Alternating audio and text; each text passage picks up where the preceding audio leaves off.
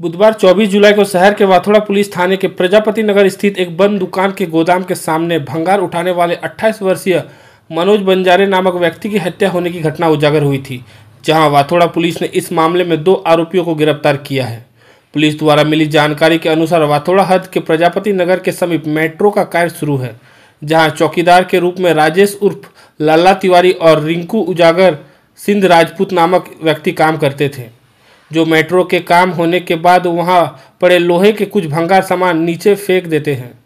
रोजाना की तरह हादसे वाले दिन भी दोनों ने मिलकर कुछ लोहे की चीजें नीचे फेंकी, जो नीचे सोए मनोज के सिर पर जा लगी और उसकी मौत हो गई। फिलहाल पुलिस ने दोनों आरोपियों को गिरफ्तार कर लिया और आगे की जांच पुलिस कर रही है।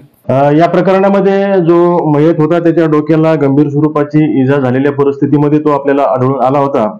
या अनुषंगाने जेव्हा आम्ही तपास सुरू केला, सदरचा मयत हा कचरा वेचणे आणि भंगार वेचणे या प्रकारच्या पद्धतीने त्याचा उदरनिर्वाह होत होता।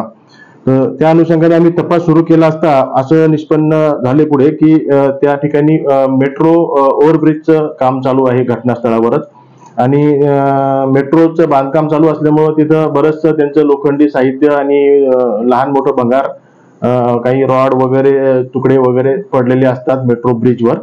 तर त्या ठिकाणी जो चौकीदार म्हणून काम करणारा व्यक्ती आहे राजेश उर्फ लल्ला राजन कुमार तिवारी आणि त्याच्यासोबत एक रिंकू उजागर सिंग राजपूत, हे रात्रीच्या वेळेस तिथे असलेले काही लोखंडी तुकडे ब्रिजवरून खाली फेकतात आणि मग नंतर इतर काही लोकांचे, तिथले जे कचरा वेचणारे लोक आहेत त्यांच्या माध्यमातून ते विकले जातात, असा त्यांचा प्रकार होता। हे यांनी घटनेच्या दिवशी वरून काही लोखंडी साहित्य खाली फेकलं आणि त्यापैकीच एक 2-4 साहित्य त्या मयताला लागलेले आहेत, त्याच्या डोक्याला किंवा छातीला वगैरे। तर त्याच्यामधूनच त्याला ती इजा झाली, अशा प्रकारचे घटनाक्रम तपासात समोर आलेला आहे।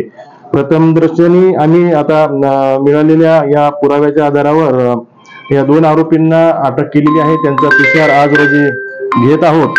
पुढील तपासामध्ये ज्या बाबी निष्पन्न होतील त्याप्रमाणे तपास केला जाईल। प्रथमदर्शनी अशा प्रकारची माहिती समोर येत आहे नाहीये, परंतु यांचा जो उद्देश होता, समजा हा चौकीदार म्हणून काम करायचा आणि नाव तर सांगितलेलंच आहे, चौकीदार म्हणून तो काम करायचे तिथं आणि त्याच्यासोबत एक दुसरा साथीदार आहे, त्यांच्याकडे आता अटक आपण केलेली आहे। तर पुढील अधिक विचारपूस करून गुन्ह्यामध्ये त्यांचा ज्या प्रकारचं मोटिव्ह असेल त्या पद्धतीने कलम वगैरे लागून पुढे तपास सुरू राहील। आंखों की संपूर्ण देखभाल के लिए मध्य भारत का जाना माना नाम माधव नेत्रालय। यहाँ आंखों की पूरी तरीके की जांच के साथ सभी प्रकार के ऑपरेशन किए जाते हैं। मोतिया बिंदु, काज बिंदु, रेटिना, साथ ही कॉर्निया के उपचार भी होते हैं। तिरछेपन और युवाओं में चश्मा हटाने का ऑपरेशन भी आधुनिक लेजर तरीके से होता है। आंखों की सभी समस्याओं व अधिक जानकारी के लिए संपर्क करें माधव नेत्रालय, साई मंदिर के पास, गजानन नगर टी पॉइंट, अजनी, नागपुर।